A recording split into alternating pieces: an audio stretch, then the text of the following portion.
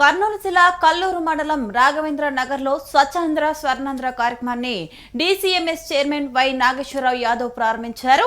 సచివాలయ సిబ్బంది, ward incharge Shailaja Yadav కలిసి పరిసరాల పరిశుభ్రత గురించి కాలనీ వాసులకు అవగాహన కల్పించారు.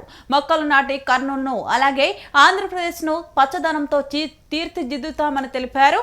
ఈనాటి మన సంకల్పమే భావితరాలకు వెలుగు నింపుతుందని ఆయన అన్నారు.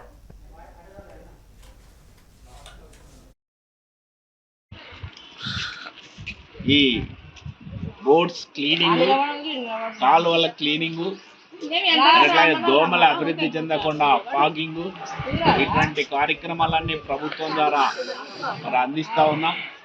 మరి ముఖ్యంగా వృద్ధులకు కూడా మరి వాళ్ళు సమాజంలో తలెత్తుకొని తిరిగేలాగా వృద్ధాప్య పెన్షన్స్ కూడా 4,000 పెంచడం, వికలాంగులకు 6,000 చేయడం, డయాలసిస్ మొదలగు మరి మంచం మీద ఉన్న పేషెంట్స్ కూడా 10,000 నుంచి 15,000 రూపాయల వరకు అందించడం.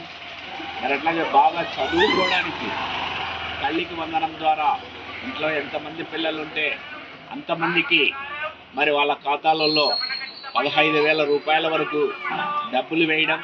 మరి అట్లాగే మహిళలకు ఉచిత గ్యాస్ సౌకర్యం, మరి ఉచిత బస్ సౌకర్యం, మరి ఉచిత వైద్యం అన్ని అందించడానికి ఈ కేంద్ర రాష్ట్ర ప్రభుత్వాలు, కూటమి ప్రభుత్వాలు కృషి చేస్తున్నాయి.